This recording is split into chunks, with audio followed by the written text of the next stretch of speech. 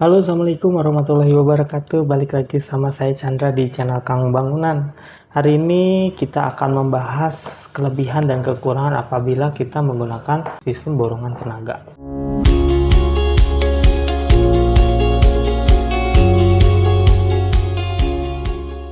Jika pada video sebelumnya kita telah membahas kelebihan dan kekurangan tentang tukang harian, maka di video ini kita akan membahas kelebihan dan kekurangan kalau kita menggunakan sistem borongan tenaga.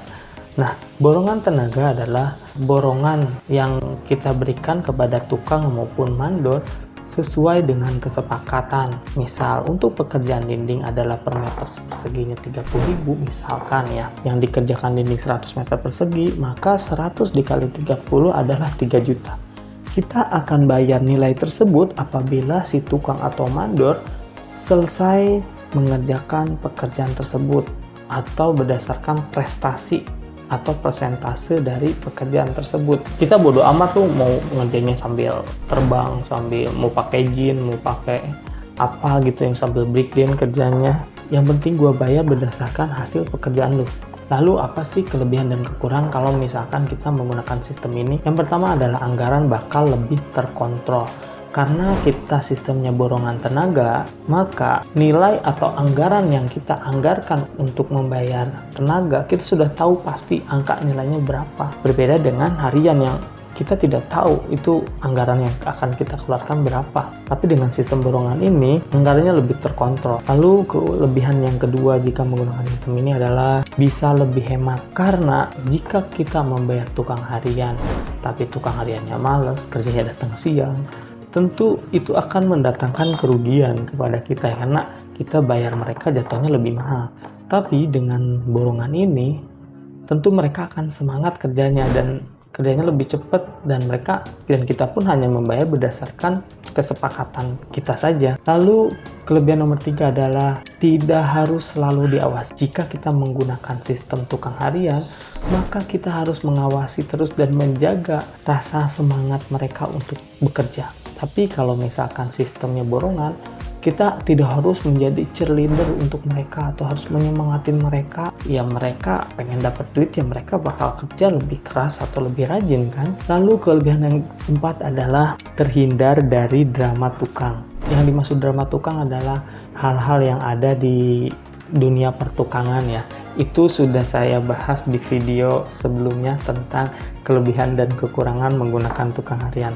Lalu kelebihan nomor 5 adalah pemilik tidak terlalu capek jika dibandingkan sistem tukang harian ya. Karena dengan menggunakan sistem borongan tenaga ini, pemilik atau memberi kerja hanya dilibatkan sekitar 50% saja dalam proses pembangunan atau pekerjaan ini. Ya tugas pemilik rumah hanya memastikan pekerjaan sesuai dengan rencana, terus menyiapkan material dan membayar mereka berdasarkan progres atau hasil kerja mereka. Setelah membahas kelebihan, kita akan membahas apa sih kekurangannya kalau misalkan kita menggunakan sistem borongan tenaga. Yang pertama adalah pemilik harus tahu benar harga standar yang pas untuk pekerjaan pada rumah tersebut supaya menyepakati dengan harga yang tidak terlalu mahal atau harga terlalu murah. Kenapa? Karena sebenarnya kalau misalkan harganya murah terus pas jalan tukangnya ternyata duitnya nggak cukup untuk bayar teman-teman mereka atau anak buah mereka,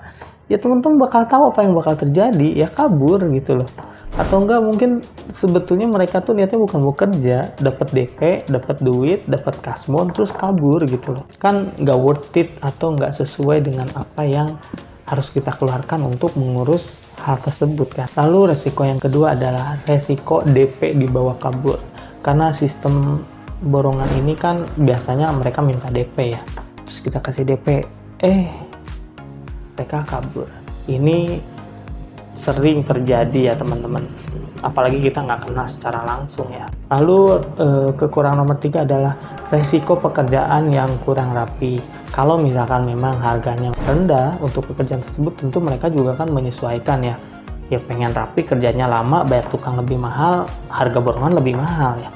Harga borongan rendah atau kurang, ya tentu mereka juga akan menyesuaikan supaya mereka bayar tukang atau bayar tenaga mereka sesuai dengan nilai itu kan mereka juga nggak mau kerja bakti lah, ya nggak, ya biasa kalau harian 150 dengan borongan sehari cuman 100 kan mereka nggak mau, pasti mereka minimal tuh kebayar sehari ya kayak harian aja gitu.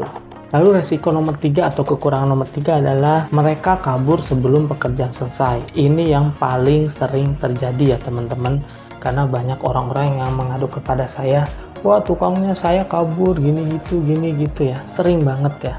Kenapa bisa terjadi? Ya mungkin karena harganya terlalu murah ya, atau memang tukangnya atau mandornya tidak amanah aja, udah dikasih uang, mereka uangnya habis buat hal-hal yang tidak seharusnya, harusnya buat proyek malah dipakai buat keluarga, buat nongkrong ya, buat dunia malam dan sebagainya. Lalu kekurangan selanjutnya adalah tukang nggak dibayar dan mandornya kabur. Ini pun sering terjadi. Jadi mereka buat tukang dari kampung ke bangunan kita atau ke proyek kita. Tengah jalan ya kita udah kasih duit ke mandornya kabur, hilang entah kemana, sedangkan tukang mereka nggak dibayar, misalkan udah nggak dibayar seminggu sampai 2 minggu. Nah tukangnya minta ke siapa? Pasti ke kita gitu. Nah ini yang harus kita hindarin. Lalu kekurangan selanjutnya menurut saya adalah kita harus repot beli material. Nah ini menurut saya sih cukup memakan waktu dan cukup memusingkan membeli material itu, karena kadang ya tukang juga info ke kitanya minta materialnya sedikit tapi beberapa kali.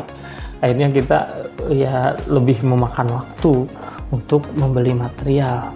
Nah itulah plus minus atau kelebihan dan kekurangan jika kita menggunakan sistem borongan tenaga.